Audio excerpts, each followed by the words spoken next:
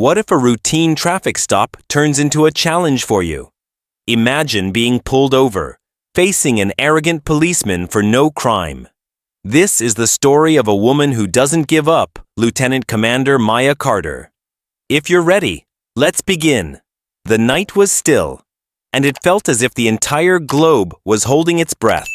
The road stretched out ahead, slick with rain and reflecting the dull glow of lamps. It was shortly after 11 p.m., and most people had already returned home, sheltered from the cool of the late night. However, Lieutenant Commander Maya Carter remained on the road, her fingers lightly tapping on the steering wheel while singing along to an old jazz tune playing softly over the car speakers. She was not wearing a uniform, just a simple black sweater and slacks, and her hair was pulled back into a tight ponytail. She did not stick out, or so she thought. Then she spotted the lights in her rearview mirror, red and blue, flashing brightly and catching up swiftly. Her stomach constricted, not because of fear, but from exhaustion. She knew how these things operated. She signaled, shifted lanes, and eased her vehicle into the shoulder. She placed the car into park, inhaled carefully, and kept both hands visible. She had been in the military long enough to know the drill. A white police car came to a stop directly behind her. The officer took his time leaving. When he did, he strode like a man demanding obedience, heavy boots scuffing on the asphalt, one hand resting on his belt, the other grasping a flashlight that flicked on as he approached. Maya turned her head slightly and looked at him via the side mirror. The name on his badge popped out. Officer Grayson. License and registration, he repeated, his voice flat, scripted and annoyed. There is no greeting or explanation. Maya met his look in the mirror before carefully reaching into the glove box to get her documentation. Was I speeding, officer? She asked, her tone firm. Grayson did not answer right immediately. He grabbed the papers from her hand and kept them just out of reach while inspecting her car. The taillight is out, he eventually announced. She frowned. That cannot be correct. I had them inspected a few weeks ago. Grayson eventually looked at her. His expression hardened. Are you disagreeing with me? A beat of quiet passed. Maya could feel the change in the air. That silent, wordless instant when force met resistance and one side expected the other to give in. She had seen it before. In briefings, on bases overseas, and during training exercises designed to prepare soldiers for life after the service. She knew not to push, but she also understood her rights. I am only saying, she added softly, if there is a problem, I can remedy it. Get out of the car, Grayson said, his tone hard, as if he had not heard what she said. Maya breathed gently. She looked forward at the traffic and saw no witnesses. She briefly pushed her fingertips against the steering wheel before reaching for the door handle. Would you mind telling me why? She said. Grayson cocked his head and smirked. Because I mentioned it. She let that hang in the air for a second before unbuckling her seatbelt and pushing the door open. The night air was cooler than she had expected. She walked onto the pavement, her stance both relaxed and deliberate.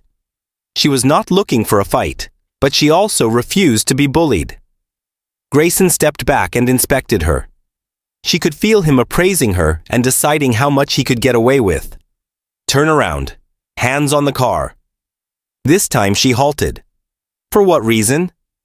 Grayson stepped nearer, his grin disappearing. Are you resisting? Maya maintained her ground. I'm asking a question.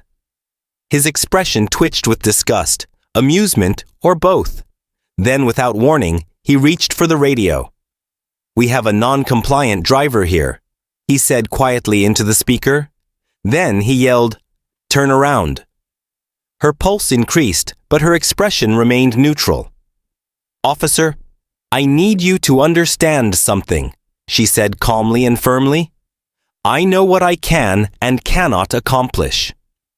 Grayson did not like it. His jaw clenched.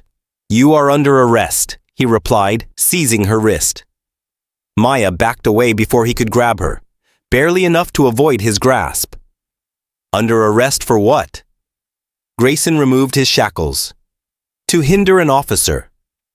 She inhaled deeply through her nose. So that was his game. Her military expertise kicked in. Stable heartbeat and even breathing. She understood she had two choices: collaborate and fight later, or push back and risk escalation. She was not about to become another statistic. She made a long and careful turn, resting her hands on the roof of her automobile. The metal felt chilly on her palms.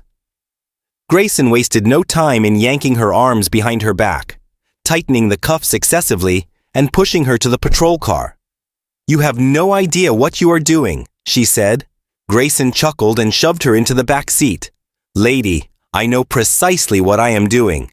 But he didn't. Not even close. Grayson drove the patrol car towards the station, and the rough plastic seat dug into Maya's back. The overhead lights continued to flash, illuminating the road behind them in scarlet and blue. She sat calmly, her wrists burning against the chains and her breathing steady. The barrier between her and the front seat reflected the little curvature in her face. Calm and composed, but with something simmering beneath it. Grayson hummed softly while driving, his confidence returning. After a minute, he added, "Most people simply say nothing when I ask them to go." Maya inhaled forcefully through her nostrils. "Most officers do not arrest people who resist traffic stops." Grayson laughed and shook his head. "Lady, you must genuinely feel you are someone." She looked at him through the glass. "I do not think. I understand." That forced him to pause for a second. His hands curled around the wheel, revealing a flicker of dissatisfaction under his confident facade. But he swiftly covered it up. "You military?" he said, his tone quickly shifting. She did not reply. "Yes, I guessed," he said. "You have an above-the-law attitude." He grinned. "Bet you thought I would back down if you threw that about, right?" Still, she stayed silent.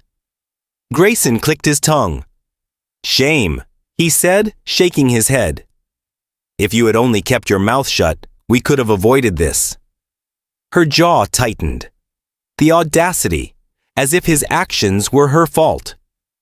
The station revealed ahead, a squat gray brick structure close off the main road. The parking lot was almost empty. Late-night processing was slow, and she appeared to be the sole visitor. Grayson stopped near the entrance, shut down the engine, and turned to face her across the barrier. "Gotta admit," he muttered, "I enjoy when they keep it basic." Before she could react, he was out of the car and slamming the door behind him. 1 second later, her door flung open. "Let us go," he said. Maya curled her hand slightly as she went outside. The cuffs ripped against her body. He had not loosened them. She kept her head raised as he took her inside, past a bored-looking desk sergeant, and through the procedure. The holding area smelled like stale coffee and perspiration. A metal bench ran along the far side, and a steel door led to the cells right beyond it. Grayson uncuffed her just enough to get her through booking, including fingerprints and a mugshot. The officers behind the desk hardly looked up, just going through the motions. She had already observed this sort of indifference, which enabled people like Grayson to thrive. When it was over, he grabbed her wrist again and took her to the cells. "You believe you are clever, right?" he said under his breath. She cast a sideways glance. "I do not need to think." His grip tightened. She knew it got under his skin. "Enjoy your stay," Grayson growled, pushing her into the cage. Maya caught herself before stumbling. She turned to see the metal bars sliding closed between them. Grayson grinned from the other side, softly tapping the bars with his fingertips before leaving. The lock snapped into place. She took a deep breath and slid onto the bench. The chill of the metal pressed against her pants, anchoring her. It only takes one night. Grayson had no idea who he had just messed with. Morning light seeped through the courthouse's narrow windows, forming long streaks on the smooth floor. The air inside was harsh, the kind of cold that seeped deep into your bones if you remained immobile too long. Maya stood near the defendant's table, her posture relaxed, but her gaze concentrated. She was no longer handcuffed, no orange jumpsuit, no holding cell. Just a well-tailored navy blue blazer, a simple shirt, and an undeniable presence. Claire Whitman, her attorney, scanned a stack of papers next to her, barely glancing up as people filed into the courtroom.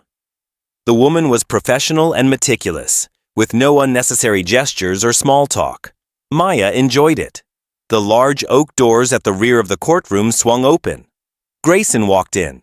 He still carried himself as if he owned the space, shoulders squared, chin slightly lifted. But something had changed. He had a stiffness in his step and an uncharacteristic flair in his expression. He was not so sure of himself anymore. Maya captured his interest. He cast an away glance. The judge appeared and the room became quiet. Judge Alan Kirkland, an elderly man with a worn appearance, adjusted his spectacles as he settled in. He did not waste time. "All right," he murmured, flipping over the case files. "Let us get to it." The prosecutor, a middle-aged man with neat hair, cleared his throat.